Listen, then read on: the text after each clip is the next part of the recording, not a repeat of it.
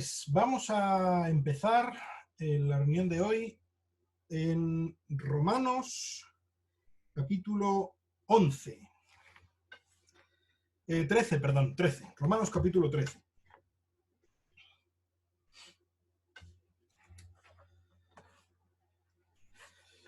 Estaba leyendo esta semana este capítulo de Romanos y digo, madre mía, qué apropiado es, ¿no? Normalmente siempre muy apropiado, pero ahora especialmente, por ejemplo, el versículo 1 dice, sométase toda persona a las autoridades que gobiernan, porque no hay autoridad sino de Dios y las que existen por Dios son constituidas. Y si hay un momento en el que es complicado obedecer a las autoridades es cuando las autoridades están mandando mucho, ¿verdad? Y ahora están mandando mucho. En nuestras vidas, de no salir, de no estar de esta manera, de la mascarilla, que no sé qué y tal, pero debemos obedecerles. Pero no es ahí donde yo quería concentrarme hoy. Vamos al versículo número 11 de este capítulo. Dice el versículo 11 de Romanos capítulo 13, y haced todo esto conociendo el tiempo, que ya es hora de despertarnos del sueño. Porque ahora la salvación está más cerca de nosotros que cuando creímos. La noche está muy avanzada y el día está cerca. Por tanto, desechemos las obras de las tinieblas y vistámonos con las armas de la luz. Andemos decentemente, como de día, no en orgías y borracheras, no en promiscuidad sexual y lujurias, no en pleitos y envidias. Antes bien, vestíos del Señor Jesucristo y no penséis en proveer para las lujurias de la carne. Esta semana, este versículo 11, de esto que es algo que has leído muchas veces, pero de repente como que te vuelve a impactar otra vez.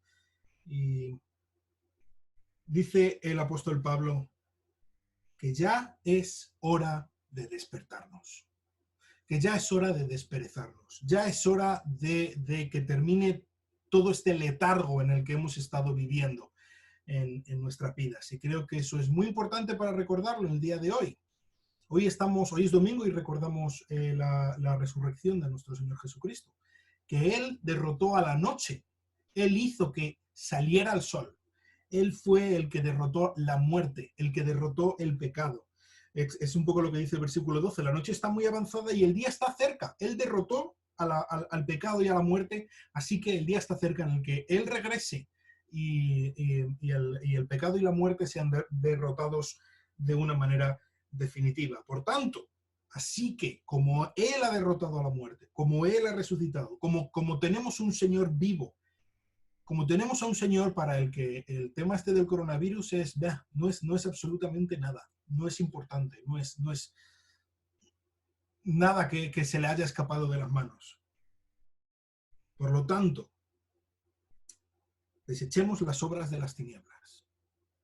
Dejemos de vivir como si no sirviéramos a un Señor victorioso, como si no sirviéramos a un Señor que ha derrotado todo el pecado que tenemos a nuestro alrededor.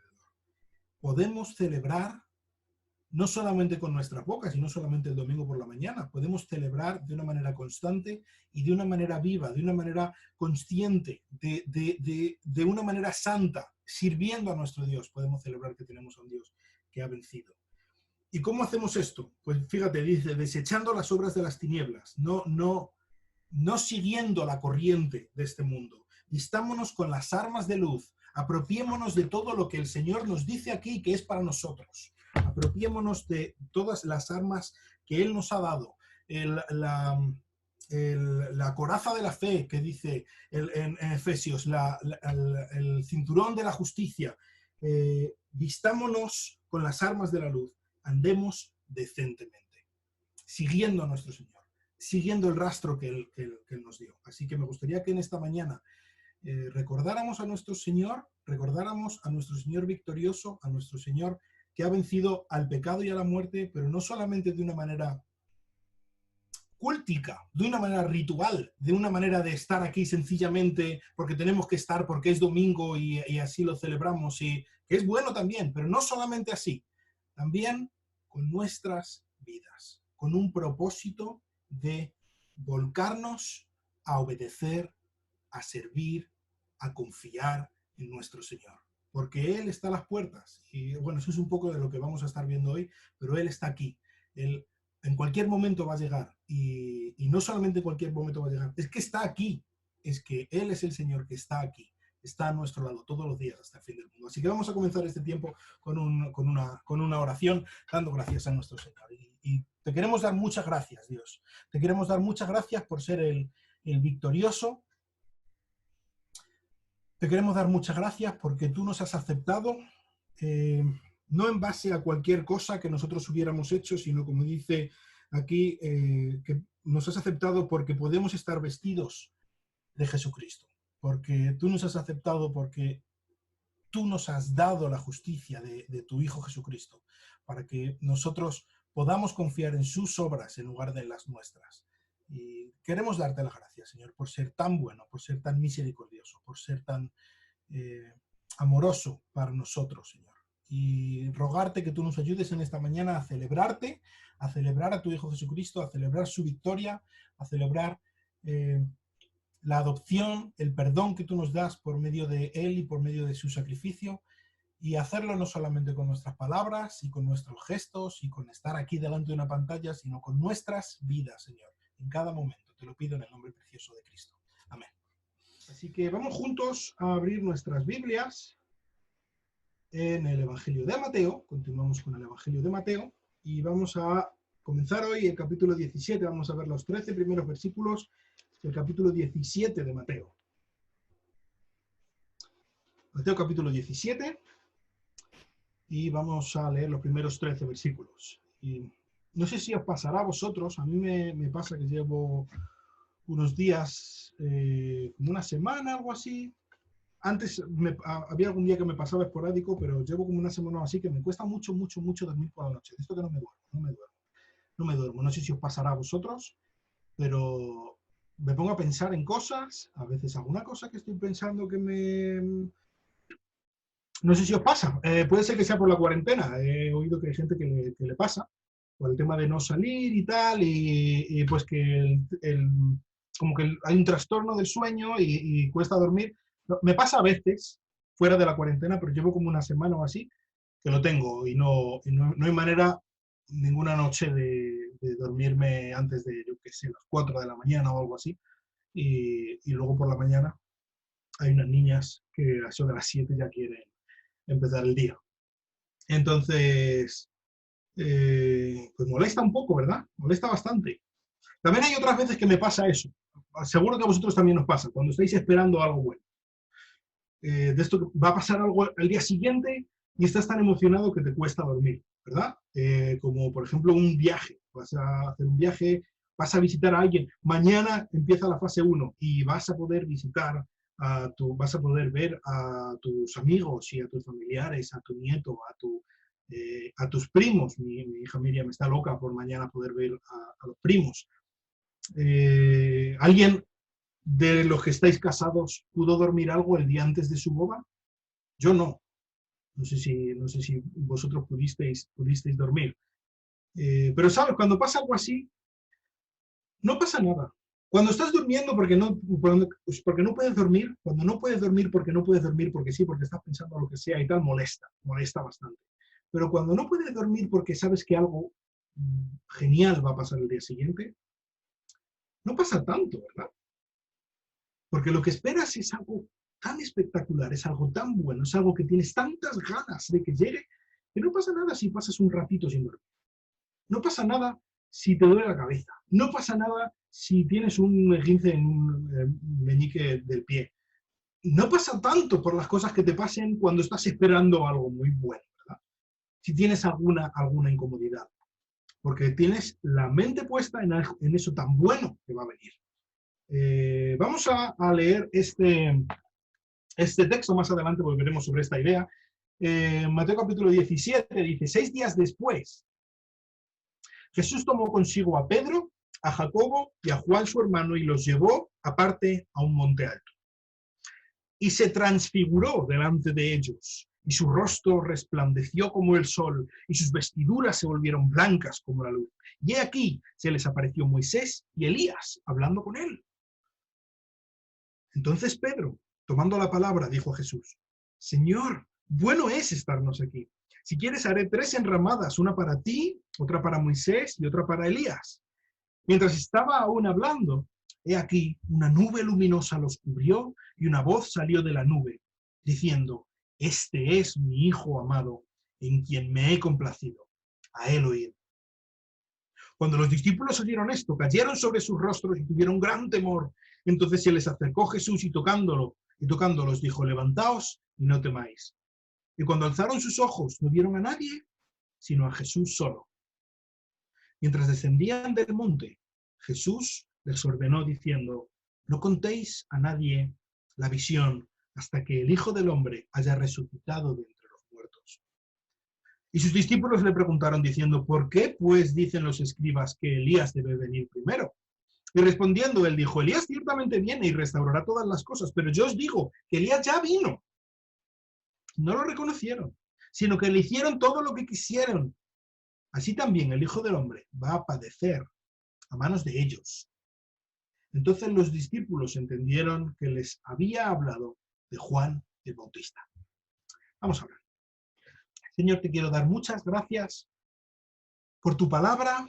Muchísimas gracias por este destello de tu gloria, por este destello de la magnificencia y del señorío de tu Hijo Jesucristo que podemos ver en este pasaje, Señor.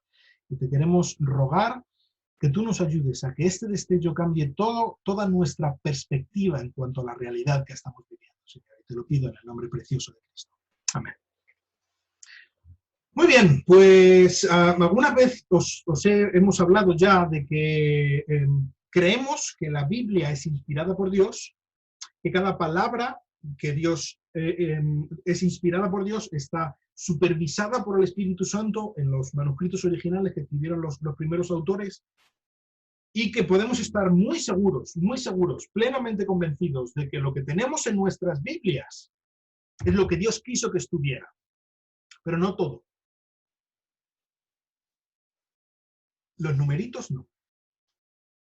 Los numeritos, no digo que sea malo, es una herramienta. Numeritos, me refiero al número de los capítulos, versículos y todo eso. Es una herramienta, pero que es muy útil y me parece genial.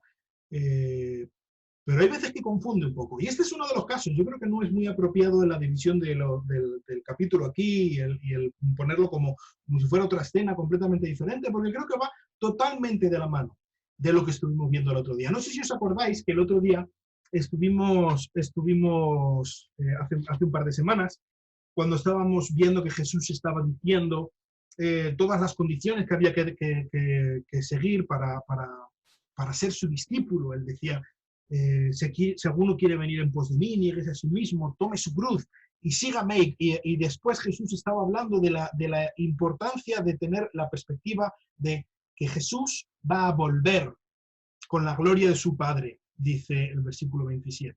Y dice el versículo 28: En verdad os digo que hay algunos de los que están aquí que no probarán la muerte hasta que vean al Hijo del Hombre venir en su reino. Y no sé si recordáis, o probablemente no lo recordaréis, porque no me metí en esto, no hablé de esto, y quizá alguno se quedó un poco desconcertado, pero bueno, tan interesante que parece esto que está diciendo, y no se ha metido porque es precisamente lo que vamos a estar viendo hoy. ¿Por qué? Porque esto va totalmente de la mano. De hecho, el autor lo quería así, dice: 6 días después, está continuando la misma historia, está continuando en este capítulo 17. Así que este texto, vamos a verlo ahora un poco, es la culminación y el cumplimiento de esa profecía que hizo Jesús 6 días antes, o un versículo antes en nuestras Biblias, un versículo antes de este versículo, de este capítulo 17. Así que nos dice aquí que Jesús llama a 3 de sus discípulos, solamente a 3. ¿Os acordáis que estábamos diciendo que Jesús había cambiado un poco su manera de trabajar y ahora no estaba tan enfocado en las multitudes como estaba en la primera parte de su ministerio, sino que se había enfocado en sus discípulos? para enseñarles algo, y estábamos viendo en la sección anterior cómo les había ido enseñando y cómo habían ido aprendiendo los discípulos, y estábamos viendo cómo sí que ellos estaban aprendiendo algunas cosas. Pues ahora da un paso más en este cambio de estrategia que hace, y no llama a sus discípulos, llama a 3, solamente 3 de sus discípulos, para que tuvieran esta experiencia, para que tuvieran este círculo íntimo de sus discípulos, esta preparación especial, para que luego ellos sean, y ellos fueron, los líderes de la iglesia, una vez que fue instaurada después de Pentecostés. Así que les llevó a un monte alto. Dice, no sabemos qué monte es. Tengo aquí un mapa para que veáis algunas de las opciones. Vaya, se me quita este. Bueno, tengo aquí...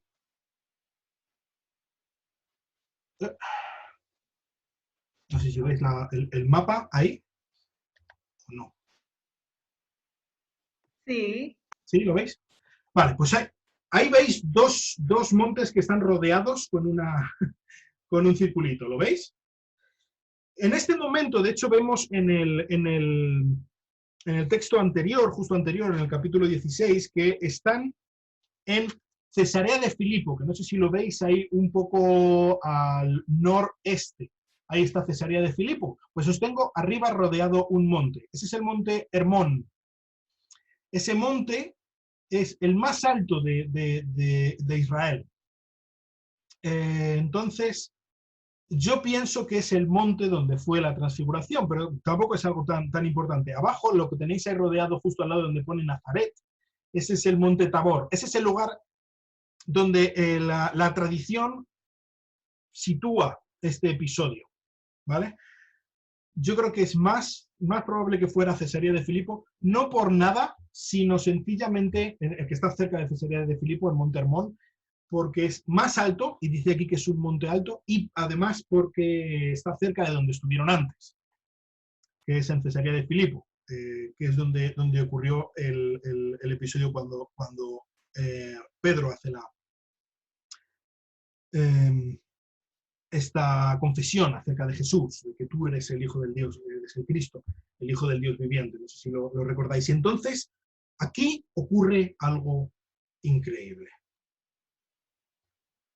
Dice el versículo 2 que Jesús se transfiguró delante de ellos. Normalmente no usamos esta palabra, ¿verdad? Transfigurarse. Esta palabra, este verbo griego literalmente significa transformarse, cambiar la forma, en griego metamorfo. Se puede definir algo así como cambiar la manera en la que otros te pueden ver. Entonces, no es que Jesús cambiara lo que es, sino cambió la manera en la que se le percibía, en la que los discípulos de repente pudieron percibirle de otra manera. Y esta otra manera de la que ellos pudieron verle por un momento, por un tiempo, es ni más ni menos que un destello de lo que Jesús realmente es. Por un momento, Jesús abrió la cortina un poquito y ellos pudieron ver cómo es Jesús realmente. Dice que su rostro resplandeció como el sol. De repente su cara empezó a brillar hasta tal punto que tuvieron que taparse con las manos para no quedar cegados por el brillo que estaba teniendo su rostro, su cara. De repente sus ropas, las humildes ropas de un carpintero cualquiera que tenía Jesús, de repente brillaban con luz propia, totalmente blancas, fulgurantes. Era un espectáculo de luz impresionante. De repente no sabían qué estaba pasando. ¿Por qué ese baño de luz? Si tú y yo hubiéramos visto ese espectáculo, nos hubiéramos quedado alucinados con eso que estaba pasando allí. Desde luego no habríamos sabido muy bien qué pensar. Habríamos visto por un momento un destello de la gran gloria de Dios, que nos hubiera dejado cegados. Pero no sabríamos mucho más, no habríamos entendido mucho más. Pero estos que estaban aquí viéndolo eran judíos de pura cepa. Y ellos estaban percibiendo un poco más de lo que nosotros habríamos percibido, que sencillamente es un baño de luz, algo impresionante, un montón de luz y claridad y blancura. Para los discípulos, eso inmediatamente les trajo a la mente a otra persona de una escena muy específica de su historia, de la historia judía. En Éxodo capítulo 34, versículo 29, vemos a otra persona que desciende de una montaña con el rostro resplandeciente por haber estado en la presencia de Dios. Y este es Moisés. Ahí en Éxodo capítulo 34 vemos a Moisés con la cara resplandeciente, tanto que se tuvo que poner un velo porque había estado en la presencia de Dios. Desde luego esto aumentó la idea y el sentimiento de los discípulos de que Jesús es el nuevo Moisés. Pero esto no fue todo. Aquí no terminó todo el espectáculo que estaban viendo de repente los discípulos allí, boquiabiertos. En medio de aquella explosión de luz y de resplandor y de blancura, aparecieron allí Moisés y Elías. Lo primero que no sé si vosotros si os lo preguntáis, pero lo que yo me pregunto es ¿cómo supieron los discípulos que esos dos que estaban allí eran Moisés y Elías? Se lo reveló Dios, ellos aparecieron allí, ¡pum!, dos señores, y de repente los discípulos, por revelación divina, supieron que eran Moisés y Elías, o quizás se presentaron, estuvieron hablando un poco, hola, pues yo soy Moisés, yo soy Elías. Y allí los discípulos estaban impresionados, no sabían, estaban flipando.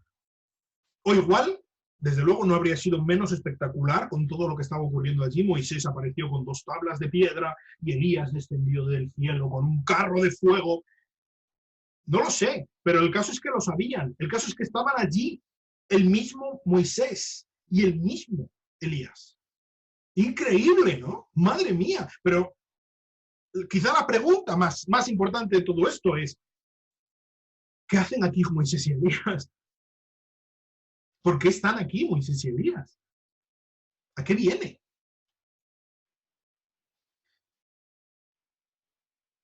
Pues hay varias razones, yo creo, por las que estaban allí Moisés y Elías. Y son, parándonos a pensar un poco, son bastante interesantes. Lo primero, yo creo que no son 2 personajes escogidos al azar de entre todos los personajes muy importantes. Podría haber sido en lugar de Moisés y Elías, podría haber sido David y Noé, yo que sé, personajes muy importantes del Antiguo Testamento. Pero eran Moisés y Elías. ¿Por qué? Pues para empezar, yo creo que Moisés es el representante de la ley, de la Torá. De hecho, se llama la ley de Moisés. Los 5 primeros libros de la Biblia fueron escritos por Moisés. Y Elías es el representante de los profetas. Así que con Moisés y Elías tenemos a los representantes de la ley y de los profetas que en sí engloban la totalidad del Antiguo Testamento. Muchas veces en el Nuevo Testamento se llama al Antiguo Testamento como la ley y los profetas, porque es lo que engloba todo lo que es la ley y los profetas. Así que allí tenemos a la ley y los profetas apuntando a Cristo, señalándole como que Él es el Mesías que había que venir. Él es el cumplimiento de todo lo que se dice en la ley y los profetas. Así que allí tenemos a Moisés y Elías apuntando a Jesús en este momento tan espectacular. También, pues, ambos son precursores de Jesús. Ambos fueron personajes de la historia de Israel que de alguna manera predibujaban el ministerio y la persona de Jesús, que cómo sería unos siglos antes. Y por último, las personas que estaban allí, todo el grupo que se había reunido allí, tan dispar, de alguna manera estaban dibujando, estaban siendo una muestra de las personas que poblarían el reino de Dios cuando éste fuera completamente consumado. ¿Y de qué estoy hablando? Bueno, por una parte está Jesús, desde luego. Él es el rey, Él es la pieza clave del reino de Dios. Pero por otra parte tenemos a un representante de personas muertas, como es Moisés.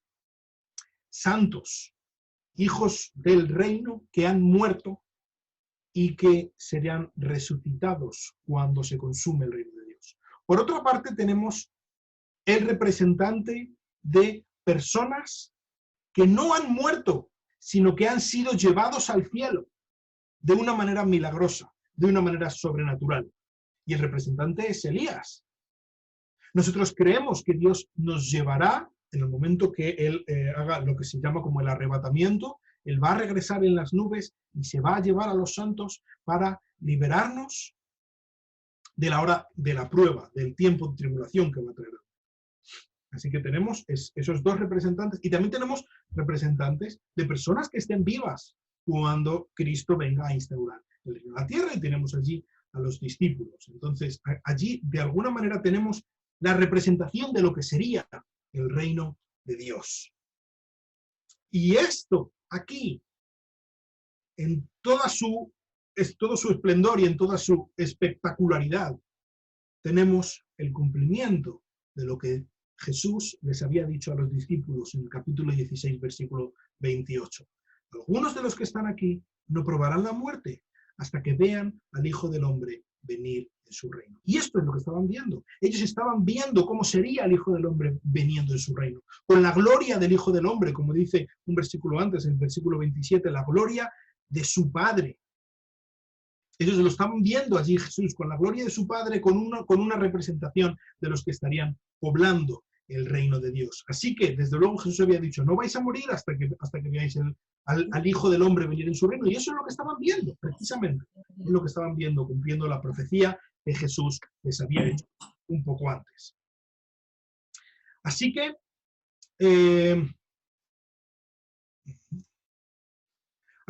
aquí tenemos a estos dos personajes que han aparecido allí, que están, desde luego es algo espectacular. Pedro está, ya conocemos a Pedro. Pedro no puede estarse callado, no puede estarse quieto, así que Pedro, cuando ve aquello, se ofrece la idea de hacer 3 enramadas. Una para Jesús, otra para Moisés y otra para Elías. Él dice, bueno es que estemos aquí, qué alegría, esto es maravilloso, qué placer el poder estar aquí.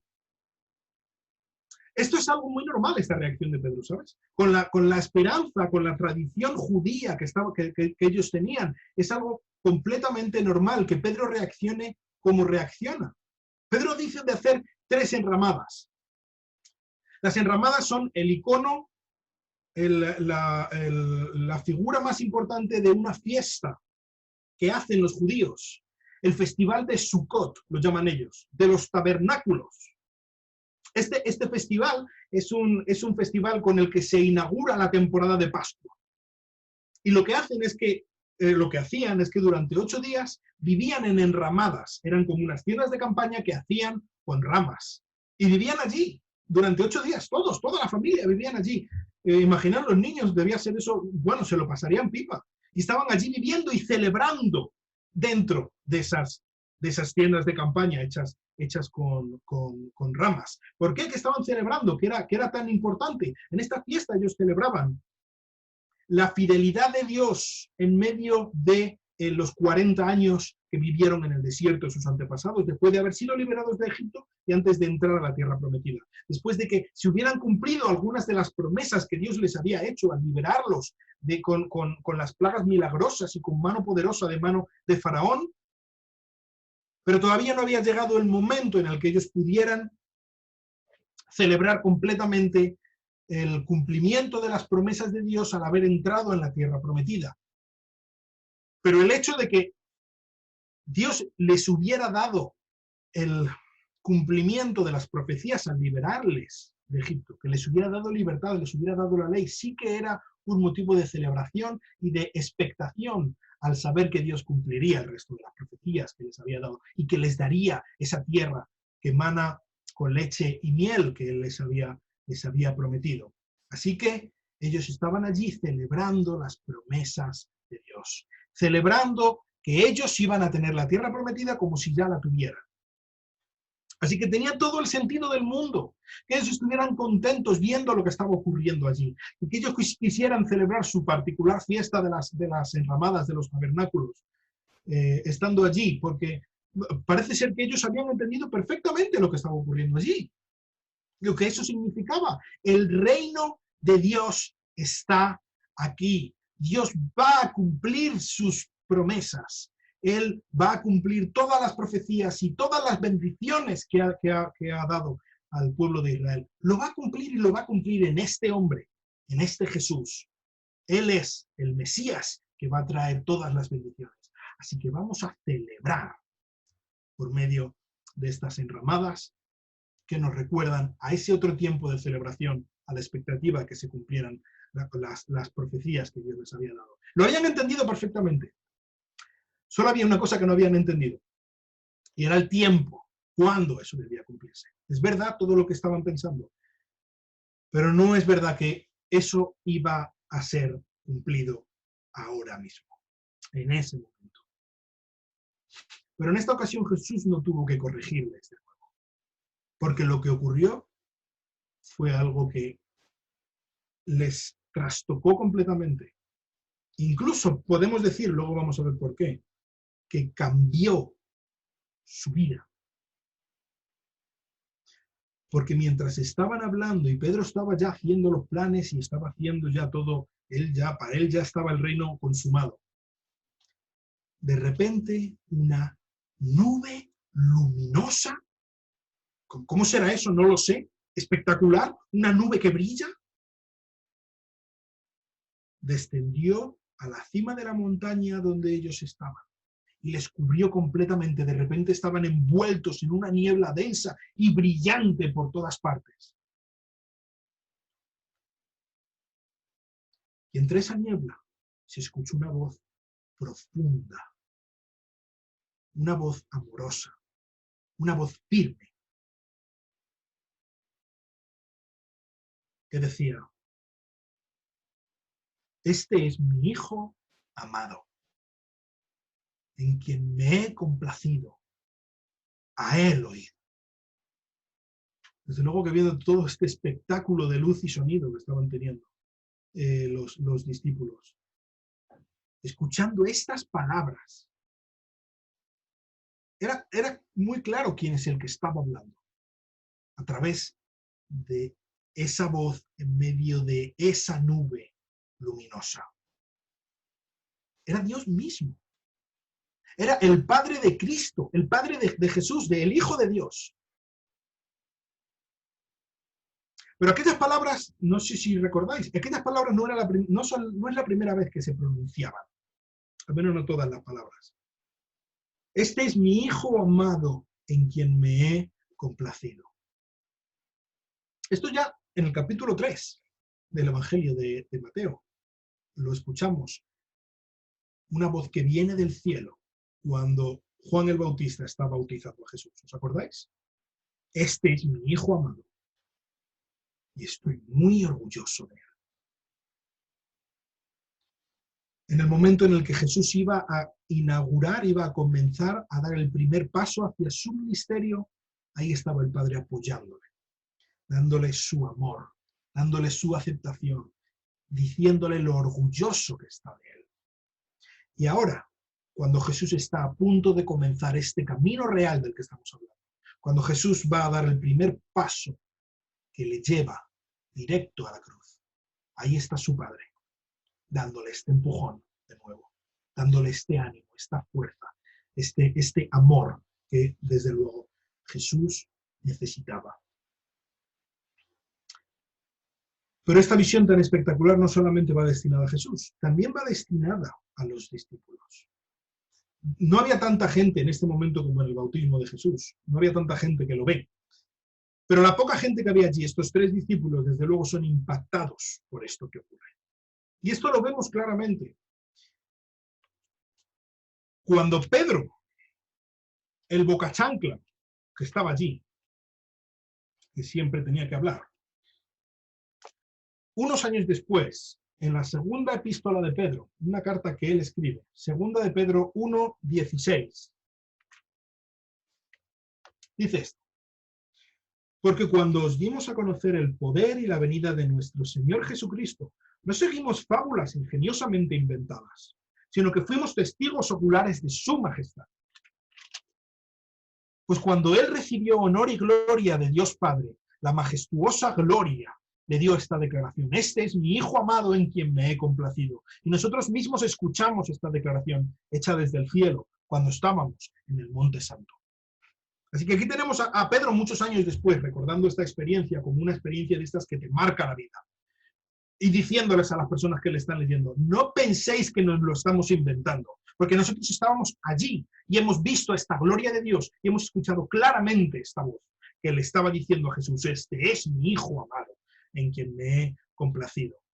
Pero hay algo más que dice aquí. No solamente dice: este es mi Hijo amado en quien me he complacido, dice: a él oíd. Y desde luego esto también les traía a la mente otra cosa a los judíos. En Deuteronomio capítulo 18, versículo 15, Moisés está anunciando a otro profeta que vendría después de él. Ya hemos hablado alguna vez de esta figura, del nuevo Moisés, el nuevo profeta que vendría anunciado por Moisés. ¿Y qué es lo que dice Moisés? A él oiréis. Está utilizando las mismas palabras que dijo Moisés. Él es el cumplimiento de las profecías. Escuchadle. Tomad en cuenta lo que dice. No os dejéis llevar por vuestros prejuicios, por vuestras esperanzas, en lo que y cuándo deberían ser las cosas. Escuchadle a él, porque él sabe muy bien cómo hacer las cosas. Y vemos cómo esta experiencia tan impresionante les cambia completamente el ánimo. ¿Recordáis hace un momento teníamos unos discípulos gozosos, alegres, buenos que estén aquí? Y vamos a hacer unas enramadas y vamos a celebrar que el reino de Dios ya está aquí, que vamos a celebrar y vamos a disfrutar de las promesas de Dios. ¡Qué maravilla! Vamos a hacer las enramadas, vamos a festejar. Y ahora, un segundo después, les vemos que han caído sobre sus rostros con un temor absoluto que los llevó a postrarse completamente, rostro en tierra, temblando de miedo. ¿Por qué están temblando de miedo? Ellos sabían lo que habían visto. Ellos recordaban las historias que les habían contado acerca de la montaña en Sinaí, cuando descendió la presencia de Dios, la Shekinah, descendió como una nube y se escuchaban los truenos y se escuchó la voz de Dios. Y el pueblo de Israel estaba temblando. Incluso cualquier animal que se acercara a la montaña moriría.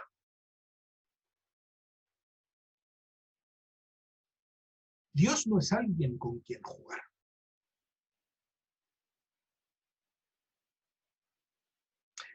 Dios estaba allí en su presencia gloriosa, en esta nube, en esta Shekinah. Y este Dios les estaba envolviendo a ellos, pecadores. Estaban temblando de miedo. Porque lo único que podían esperar ahora era la muerte. Entonces, aún temblando, sintieron una mano en el hombro. Y escucharon una voz amable. Una voz llena de misericordia y de amor.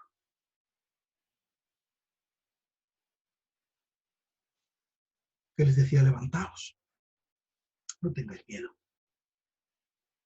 Desde luego, esta voz, este toque, les calmó, les relajó, les dio confianza. Dios no es alguien con quien jugar. Terrible cosa es caer en manos del Dios vivo. Él es fuego consumidor. No debemos jugar con Dios.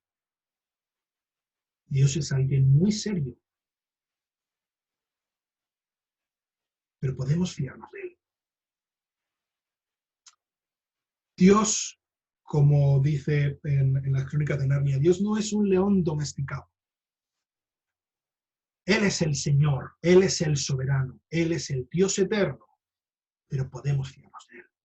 Él es bueno. Podemos poner nuestra vida en sus manos. Y entonces abrieron los ojos y ya no estaban Moisés y Elías. Se habían esfumado. ¿Por qué no estaban? ¿Por qué se habían ido? Moisés y Elías eran dos personas muy importantes, vitales en la historia del Antiguo Testamento, en la historia de Israel. Pero, a fin de cuentas, ellos lo único que hacían ahí era apuntar a Cristo. No hacían otra cosa. A fin de cuentas, Cristo es a quien el mundo necesita. El mundo no necesita líderes religiosos. El mundo no necesita gente que hable muy bien, gente que les resuelva los problemas y que les dé buenos consejos. El mundo necesita a Jesús. Moisés y Elías estaban allí cumpliendo el propósito de apuntar a Cristo. Eso es todo lo que necesitaban hacer. Eso es todo lo que se les había encomendado. Y eso es todo lo que habían hecho. Y ahora se habían esfumado. Y punto. Y a nadie le importa que ellos se hubieran esfumado. Porque los importantes no eran ellos. Aquí el importante es Jesús.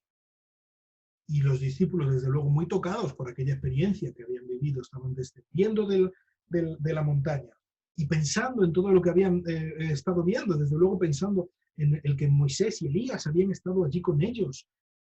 Y entonces, meditando en el reino y sobre todo en la persona de Elías estando allí, recordaron una enseñanza que daban los rabinos, los escribas, en este tiempo, basado en el libro de Malaquías, en el capítulo 4, versículo 5, cuando dice que Elías vendría a restaurar las cosas antes del Mesías. Pero si ya se había instaurado el reino, si el reino de Dios ya estaba allí, ¿por qué no había venido Elías? Y si había venido Elías, ¿por qué es que Jesús estaba diciendo que tenía que morir? ¿Por qué tiene que morir el rey si ha venido el que viene a restaurar todas las cosas? Si Elías venía a allanar el camino a Jesús, ¿por qué el camino estaba tan difícil para Jesús? Y Jesús lo que les dice es, sí, Elías tenía que venir. Y es que Elías ya ha venido. Elías ya ha venido y él ha allanado, ha preparado el camino al Mesías, no solamente por su predicación, sino que además por su ejemplo ha prefigurado el camino del Mesías. Él ha dibujado el camino que yo tenía que seguir antes de que yo lo haga. ¿Por qué? Porque este Elías ha predicado, ha sido capturado injustamente y ha sido asesinado de una manera vil por las autoridades. Y esto es lo que me va a pasar a mí. Por eso él es Elías, el que venía antes de mí. Y entonces ellos se dieron cuenta que estaba hablando de Juan el Bautista.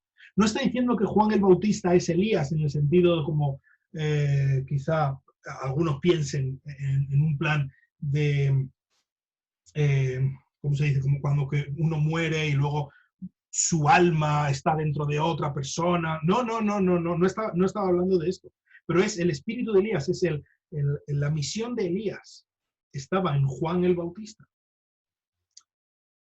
Así que con este destello de la gloria de Dios que vieron los discípulos en este día, los discípulos pudieron ver, Jesús bosqueja cuál sería su camino a partir de ahora. ¿Cuál es el camino que tiene que recorrer el rey? Este camino real. Primero, debía sufrir, debía morir por los pecados de su pueblo. De una manera injusta, pero de una manera vicaria. Morir por su pueblo, en lugar de su pueblo. Después tenía que resucitar para derrotar al pecado y a la muerte. Y tercero, tenía que regresar como el rey victorioso, que es, a cumplir todas las profecías que Dios había hecho a Israel. Esta es la manera en la que queda dibujado el reino de Dios. ¿Y de qué manera podemos aplicar esto a nuestras vidas en el día de hoy, todo lo que hemos estado viendo?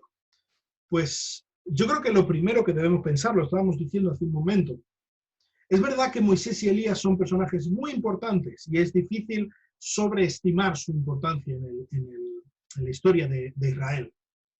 Por ejemplo, simplemente la Pascua, la gran festividad de los judíos. La Pascua es una fiesta que celebra lo que Dios hizo por medio de Moisés al liberarlos de Egipto.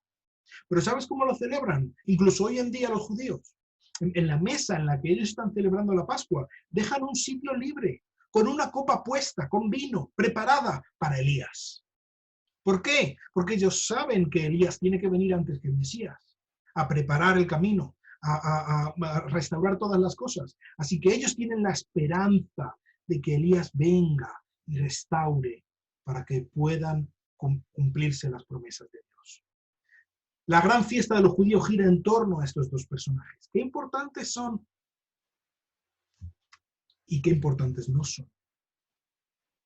Ellos vinieron en su vida y vinieron en este momento. Y lo que hicieron, su misión principal, fue apuntar a Cristo. Ellos vinieron, ellos señalaron a Cristo y desaparecieron, sin más.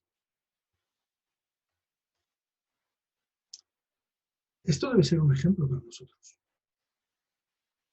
Nosotros no somos importantes. No somos la pieza más importante de nuestras vidas. No deberíamos serlo. Es verdad que debemos intentar causar el mayor impacto en las personas que tenemos a nuestro alrededor. Es verdad que debemos intentar amar a nuestras familias, ayudar a las personas que tienen necesidad. Es verdad que debemos intentar ser los mejores padres, los mejores esposos, las mejores esposas. Debemos intentar ser los mejores vecinos, amar a las personas. Es verdad, pero no para que nos vean a nosotros, sino para que vean a Cristo. Él es el importante. ¿Estás viviendo tu vida para que te vean a ti? ¿Estás viviendo tu vida para hacerte valer? ¿Estás viviendo tu vida para hacerte respetar? ¿El respeto que crees que mereces? ¿O estás viviendo tu vida para que miren a Cristo? ¿Cuándo fue la última vez que hiciste algo por alguien sin la intención de que se supiera que habías sido tú? Sin la intención de que te vieran a ti, que vieran qué bueno eres, sino simplemente como una oportunidad de que otras personas puedan llegar a conocer a Jesús. Debemos vivir nuestras vidas como estos hombres, apuntando a Cristo. También este pasaje yo creo que es uno de los mayores pasajes para darnos esperanza, sobre todo en medio de los tiempos en los que estamos pasando. Y lo digo por muchas razones. Creo que hay muchas razones de poder sacar esperanza de aquí. Por ejemplo, para empezar, este pasaje es la prueba inequívoca de que hay vida más allá de la muerte. Aquí tenemos a Moisés. Y que hay vida, no solamente hay vida más allá de la muerte, sino hay vida consciente y hay vida reconocible. Moisés estaba allí. Por ejemplo, el Evangelio de Lucas dice que estaba hablando con Jesús acerca de su venida. La gente sabía que era Moisés. La muerte no es el final. Hay algo más allá de la muerte. La muerte es sencillamente una puerta. Una puerta que puede ser para bien, una puerta que puede ser para mal. Pero eso es lo que es la muerte. La muerte no es el final de tu vida.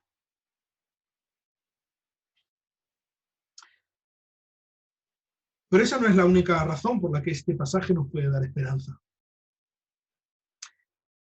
En general, todo este pasaje es un destello, como lo hemos llamado, es un destello de la realidad, de la gloria, de aquel día en el que nuestro Señor vuelva y consume perfectamente su reino, tal y como ha prometido.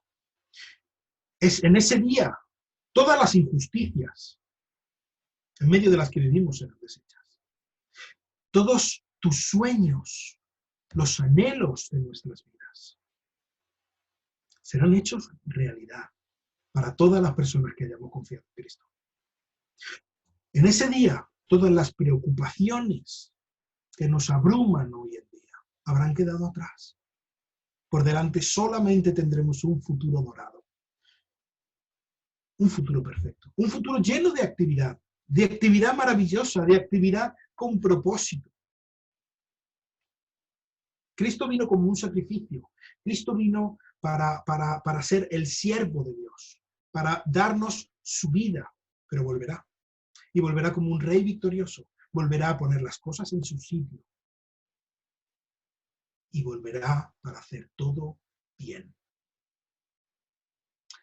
Además, Cristo dijo que Elías ya había venido. Así que no hay nada más que tengamos que esperar antes de que Cristo vuelva. Cristo puede venir hoy, perfectamente. Hoy es el día en el que Cristo puede volver. ¿Tienes miedo? Mira hacia adelante. Mira ese día en el que Cristo va a volver. ¿Aún te duele eso que te han hecho? Mira hacia adelante. Mira ese día en el que Cristo va a volver. Has perdido a alguien muy querido. Mira hacia adelante. Porque Cristo está volviendo. ¿No sabes cómo dar un paso más? ¿Te cuesta hasta respirar? Mira hacia adelante. Nuestro Señor está a las puertas. La vida eterna ha comenzado ya. Como dice Pablo, los sufrimientos de este tiempo no son dignos de ser comparados a la gloria que está por manifestarse. Lo que vemos en este pasaje es un sencillo destello de la gloria de Dios.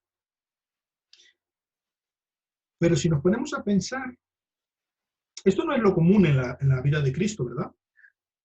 Cuando Jesús estaba con sus discípulos y luego en el libro de los Hechos, esto no es lo que pasa normalmente, ¿verdad? Quizá por eso es tan especial. Este espectáculo de luz y sonido no es lo que vemos en todas las páginas de los evangelios. Es algo muy puntual. Es algo que ocurre en un momento dado.